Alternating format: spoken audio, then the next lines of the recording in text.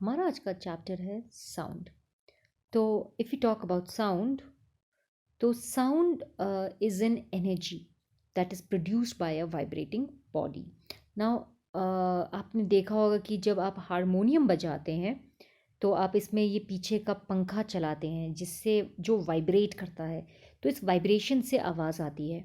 जब आप तबला बजाते हैं तो ये जो आपकी स्किन होती है, आप इस पे जब मारते हैं तो ये वाइब्रेट करता है जिसकी वजह से साउंड निकलती है। और ये तबला अंदर से खोखला होता है जिसमें एयर पार्टिकल्स भी वाइब्रेट करते हैं, यानी अपनी जगह से हिलते हैं, उससे भी साउंड आती है। जब आप गिटार लेकर इसकी तारों को हिलाते हैं तो तारों के हिलने से इसके अंदर की जो हवा होती है वो अपनी जगह पर हिलती है, जिसे हम वाइब्रेशन कहते हैं। और इस वाइब्रेशन से साउंड एनर्जी आती है।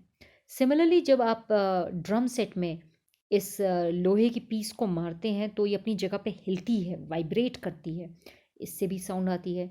ड्रम्स को मारेंगे तो ये जो इसके अ, ये जो इसकी जो शीट लगी है ये अपनी जगह पे हिलती है, जिससे साउंड आती है।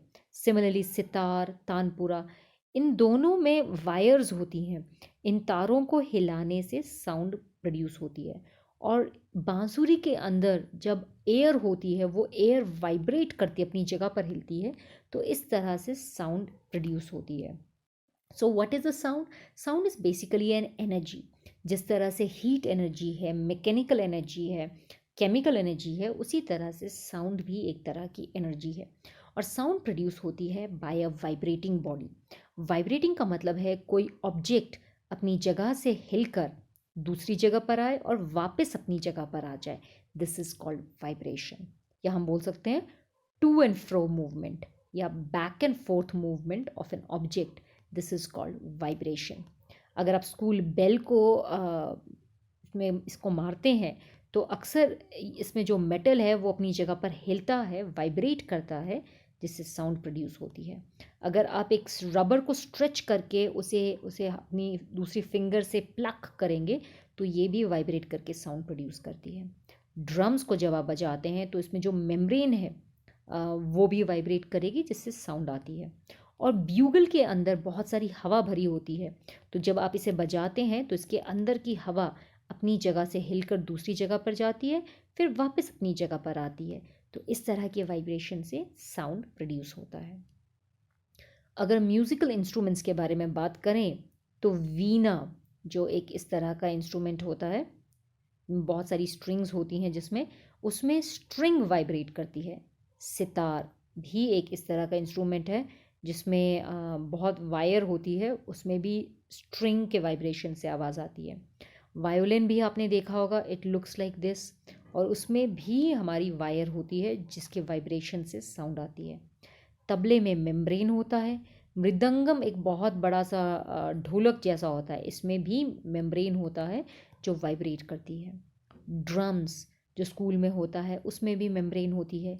शहनाई, फ्लूट और माउथ ऑर्गन में हवा वाइब्रेट करती है जिससे साउंड प्रोड्यूस करती है। तो ये वीणा है, दिस इज़ तबला। शहनाई में एयर वाइब्रेट करेगी, मृदंगम में ये स्ट्रेच्ड मेम्ब्रेन वाइब्रेट करेगा और उसके अंदर हवा भी भरी होती है। अक्सर म्यूज़िकल इंस्ट्रूमेंट में कुछ खोखला एरिया होता है जिसमें हवा भरी होती है, तो उसमें मेम्ब्रेन के अलावा या वायर्स के अलावा हवा भी वाइब्रेट करती है। Mostly all musical instrument will have air present in them. So in इस हवा की वाइब्रेशन से अक्सर आवाज़ आती है। नाउ ये हमारा घटम है, इसके अंदर भी हवा प्रेजेंट है। इसको इसको भी जब बजाया जाता है तो उससे साउंड प्रोड्यूस होती है। ये हमारा जल तरंग है जिसमें कटोरियों में पानी भरा जाता है। इसमें पानी और हवा दोनों वाइब्रेट करती हैं तो आवाज़ प्रोड्यूस होती है। अगर हम इंसानों के बारे में बात करें तो इंसानों में आवाज़ बन आती है वॉइस बॉक्स या लैरिंक्स से। हमारे गले में यहाँ पर एक वॉइस बॉक्स प्रेजेंट होता है जिसे हम लैरिंक्स के नाम से भी जानते हैं। ये कुछ इस तरह का स्ट्रक्चर है और ये हमारे विंड पाइप के ऊपर की रीजन में प्रेजेंट होता है, यानी गले में प्रेजेंट होता है। अक्सर इस अक्सर इस वॉइस बॉक्स में हमारे हमारी दो वोकल कॉर्ड्स प्रेजेंट होती हैं। There are two vocal cords present, यहाँ पर वोकल कॉर्ड्स प्रेजेंट है हमारी, जो स्ट्रेच होती हैं, और जब हम कुछ बोलते हैं तो ये वोकल कॉर्ड वाइब्रेट करती है, जिसके वजह से आवाज़ आती है। तो लंग से जब हवा बाहर जाती है तो ये वोकल कॉर्ड वाइब्रेट करती है, जिसके वजह से साउंड प्रोड्यूस होती है। तो आज के लिए इतना ही करते हैं। Thank you and have a nice day.